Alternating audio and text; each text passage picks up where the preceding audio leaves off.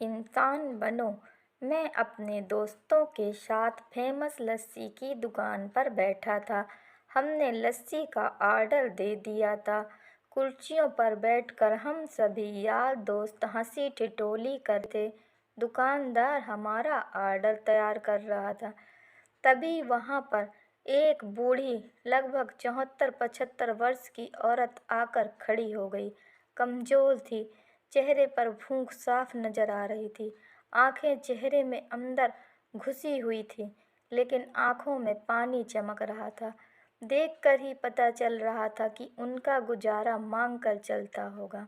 मैंने उन्हें देने के लिए अपने जेब में हाथ डाला, लेकिन पता नहीं क्या सूझा कि मैंने अपने हाथ रोक लिए और उनसे पूछा, दादी, आप लस्सी पिएंगी?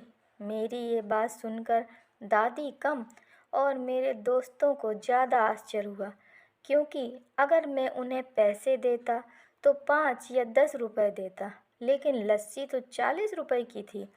बूढ़ी औरत हिचकिचाते हुए हाँ बोली और उन्होंने अपनी मुट्ठी में पकड़े 15 रुपए जो उन्होंने मांग कर इकट्ठा किए थे, मुझे देने के लिए मेरी ओर बढ़ाए। मैंने पूछा, ये क्यों? तो वो बोली, इन्हें अपने पैसों में मिलाकर मेरी लस्सी के पैसे भर दो।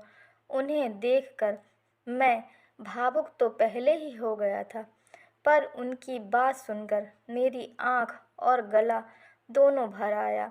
मैंने दुकानदार को एक लस्सी बढ़ाने के लिए कहा। मैंने दादी के पैसे नहीं लिए, इसीलिए उन्होंने अपनी मुट्ठी वापस खींच ली। सबको लस्सी दे दी गई। मैंने अपनी और दादी की लस्सी के गिलास उठाए और एक दादी को दी।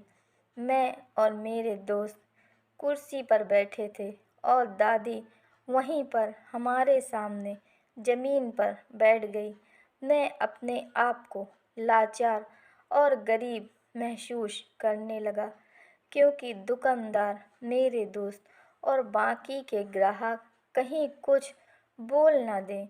इसलिए मैंने बेचारी भिखारी दादी को कुर्सी पर बैठने के लिए नहीं कहा। मैं घुटन महसूस करने लगा। मैं कुर्सी से उठा और दादी के पास ज़मीन पर बैठ गया।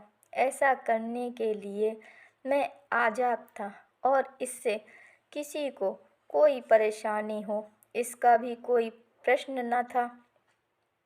मेरे दोस्त बड़ी अजीब नज़रों से मेरी तरफ देख रहे थे।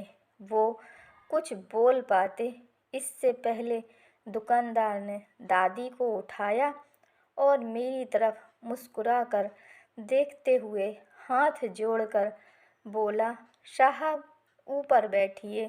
मेरी दुकान पर ग्राहक हजारों आते हैं। इंसान जिसमें इंसानियत हो कभी कभी ही आते हैं। दोस्तों, अगर आपको मेरी ये कहानी अच्छी लगी हो तो प्लीज़ इसे लाइक, शेयर और सब्सक्राइब करना ना भूलें। धन्यवाद।